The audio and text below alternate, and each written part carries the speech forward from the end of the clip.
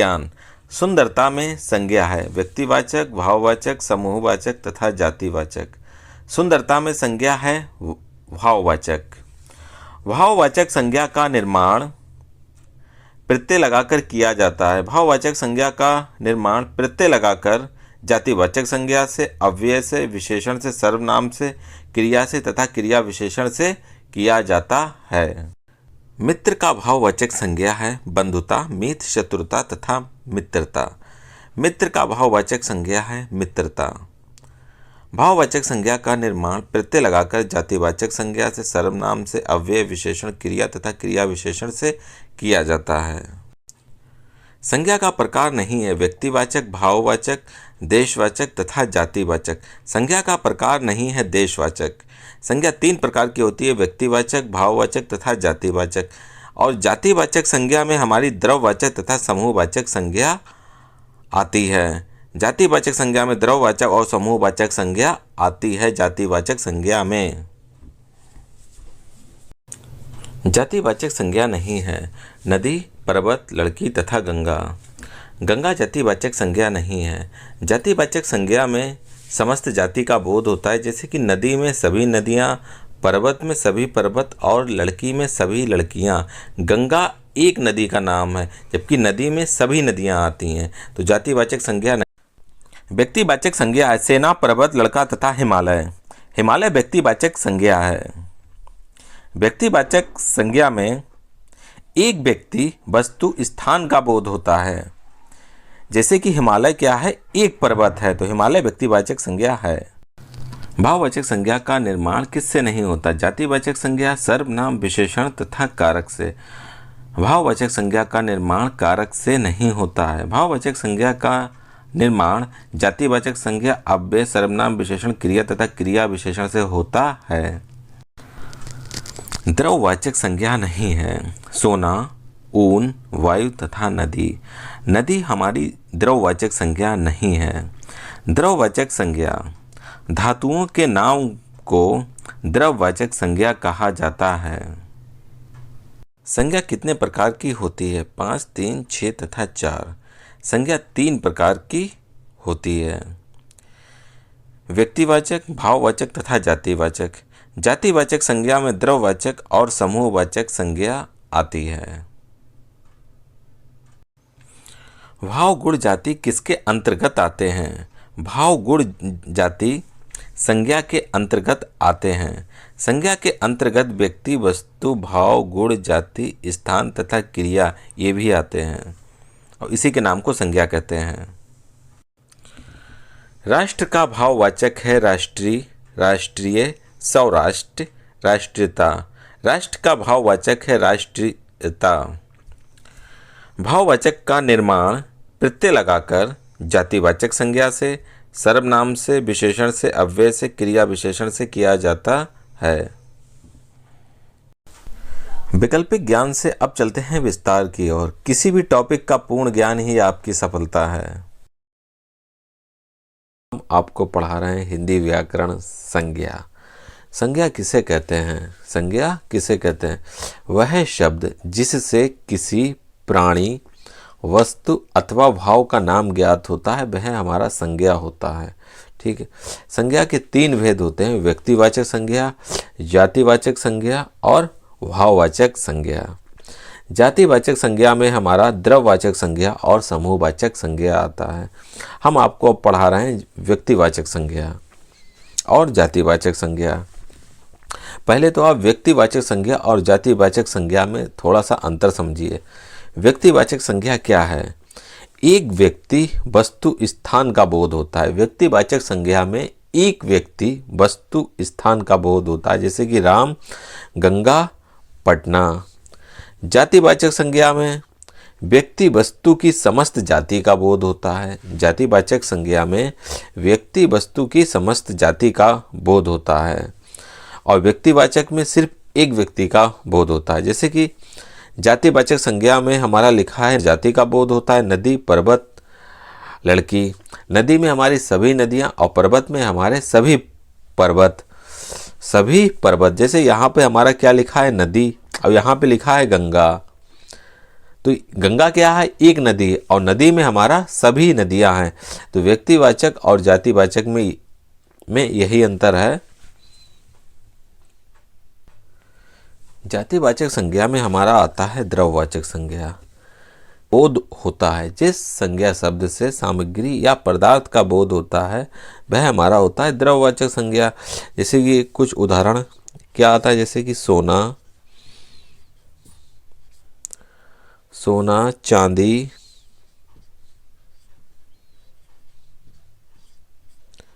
सोना, चांदी, लोहा, सोना, चांदी, लोहा, लोहा, तांबा,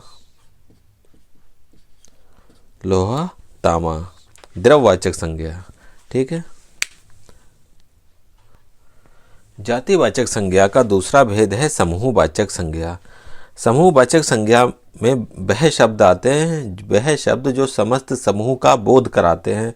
जैसे कि कुछ शब्द हम आपके सामने लिखते हैं समूहवाचक संज्ञा में। ये समूहवाचक संज्ञा में आने वाले शब्द वर्ग, वर्ग, टीम, वर्ग, टीम, सभा, सभा, समिति, वर्ग, टीम, सभा, समिति, परिवार, परिवार, पुलिस, पुलिस, सेना, पुलिस, सेना। तो हमारा जो जातिवाचक संज्ञा का दूसरा भेद है समूहवाचक संज्ञा। समूहवाचक संज्ञा वह होती है समस्त समूह का बोध कराए। जैसे कि सभा, सभा में बहुत से लोग होते हैं, समिति में बहुत से लोग होते, वर्ग में भी, और टीम, टीम में भी अधिक से अधिक लोग होते हैं। जैसे कि परिवार में, पुलिस में, सेना में। यह वह है जो एक समूह का बोध कराते हैं। जैसे कि टीम एक समूह है, परिवार एक समूह है, पुलिस एक समूह है, सेना एक समूह है, सभा एक समूह है, और समिति एक समूह है। तो समूहवाचक संज्ञा में एक समूह का ही बोध होता है। जैसे कि इस तरीके शब्द होते हैं सभा, समिति, वर्ग, टीम, परिवार, पुलिस, सेना। अब आपके सामने है संज्ञा का तीसरा भेद भाववाचक संज्ञा। भाववाचक संज्ञा किसे कहते हैं? किसी भाव, गुण, दशा आदि का ज्ञान कराने वाले शब्द। वह शब्द जो भाव, गुण, दशा आदि का ज्ञान कराते हैं। जैसे कि शब्द हमारा भाव क्या है, यहाँ पे दया, दया और क्रोध क्या है, हमारा भाव है। गुण हमारा क्या है, सच्चाई और मिठास। दशा क्या है, हमारा दरिद्रता और बुढ़ापा। इस तरीके के जो शब्द होते हैं हमारे भाववाचक संज्ञा होते हैं। भाववाचक संज्ञा का निर्माण कैसे होता है? भाववाचक संज्ञा का निर्माण प्रत्यय से। भाववाचक संज्ञा का निर्माण प्रत्यय से। जैसे कि यहाँ पे बूढ़ा में क्या जोड़ दिया गया है, पा। दरिद्र में क्या जोड़ दिया गया है, ता। इस तरीके से भाववाचक संज्ञा का निर्माण प्रत्यय से भी होता है। फिर हमारा भाववाचक संज्ञा का निर्माण जातिवाचक संज्ञा से, विशेषण से, अव्यय से, सर्वनाम से, क्रिया से, क्रिया विशेषण से भी होता है। कुछ उदाहरण करके दिखाते हैं। इसे कुछ शब्द हमने लिए हैं जातिवाचक संज्ञा के शब्द। मनुष्य, मनुष्य हमारा क्या है, जातिवाचक संज्ञा है। मनुष्य, मनुष्य। शत्रु, शत्रु, चोर, यह सब क्या है, हमारे जातिवाचक संज्ञा है। अब जातिवाचक संज्ञा से भाववाचक संज्ञा, जातिवाचक संज्ञा से भाववाचक संज्ञा प्रत्यय लगकर बनती है। जातिवाचक संज्ञा से भाववाचक संज्ञा कैसे बनती है, प्रत्यय लगाकर। मनुष्य का क्या हो गया, मनुष्यता, मनुष्यता। शत्रु का शत्रुता, चोर का चोरी। तो भाववाचक संज्ञा का निर्माण प्रत्यय लगाकर होता है, ठीक है। लेकिन भाववाचक संज्ञा का निर्माण प्रत्यय लगाकर किससे होता है? जातिवाचक संज्ञा से, विशेषण से, अव्यय से, सर्वनाम से, क्रिया से और क्रिया विशेषण से। कुछ शब्द और आपके कराते हैं, जैसे कि विशेषण से। विशेषण हमारा क्या है? मीठा। विशेषण से भाववाचक संज्ञा का निर्माण है। मीठा, मोटा, वीर, वीर और अच्छा, ये हमारे क्या हैं? विशेषण हैं।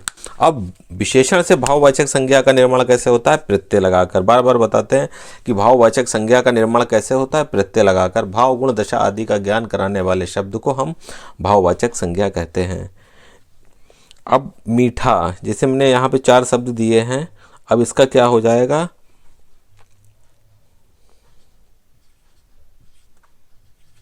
मिठाई। क्या लग गया? ई, ठीक है। ये बन गया भाववाचक संज्ञा। क्या बन गया? भाववाचक संज्ञा।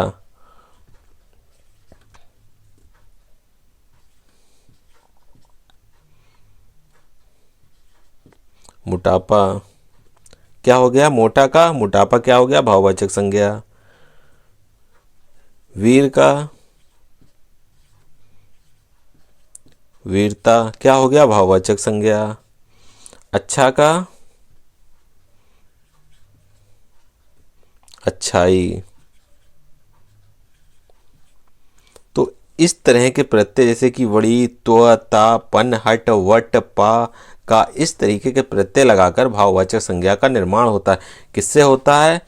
जातिवाचक संज्ञा से, विशेषण से, अव्यय से, सर्वनाम से, क्रिया से, क्रिया विशेषण से।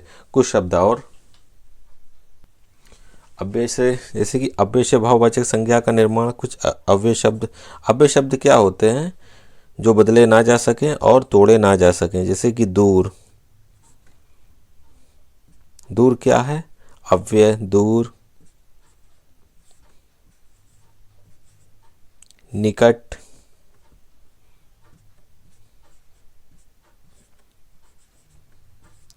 नीचे तथा थकान, ये हैं अव्यय। अव्यय से भाववाचक संज्ञा का निर्माण। अव्यय से भाववाचक संज्ञा का। दूर का क्या हो जाएगा? दूरी। ये सारे प्रत्यय लगाकर भाववाचक संज्ञा का निर्माण होता है। मैंने प्रत्यय को भी आपके सामने लिख दिया है। दूरी। निकट का भाववाचक संज्ञा क्या बनेगा? निकट, निकटता। नीचे का भाववाचक संज्ञा क्या बनेगा? नीचाई। और थकान का भाववाचक संज्ञा क्या बनेगा? थकावट।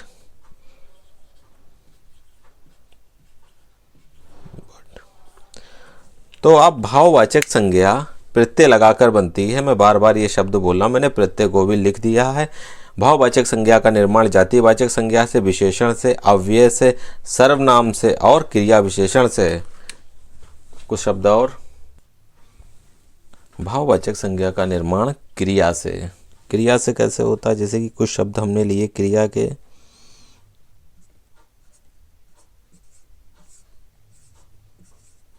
लिखना, लिखना,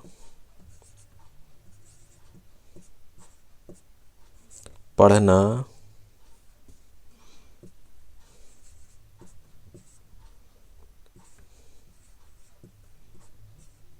दौड़ना। लिखना, पढ़ना, दौड़ना। तो भाववाचक संज्ञा का निर्माण क्रिया से कैसे होता है? प्रत्यय लगाकर। ये तो बार बार बोलेंगे कि भाववाचक संज्ञा का निर्माण कैसे होता है? प्रत्यय लगाकर। इसे लिखना से क्या हो जाएगा? लिखना से भाववाचक संज्ञा हो जाएगी लिखाई। लिखना से भाववाचक संज्ञा लिखाई। पढ़ना से भाववाचक संज्ञा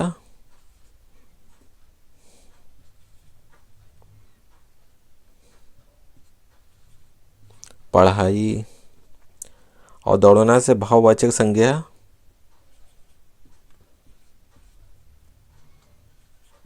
दौड़। अब हम बताते हैं सर्वनाम से।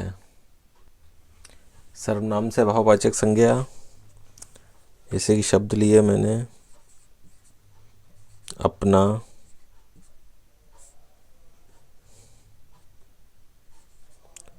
मम तथा निज। सर्वनाम से हमारा भाववाचक संज्ञा का निर्माण कैसे होता है? प्रत्यय लगाकर। भाववाचक संज्ञा का निर्माण प्रत्यय लगाकर ही होता है। जैसे अपना से अपनापन, अपनापन, या तो हम ये भी कह सकते हैं इसमें हम अपनत्व, बात एक ही है, ठीक है। फिर हमारा मम से ममतत्व भाववाचक संज्ञा,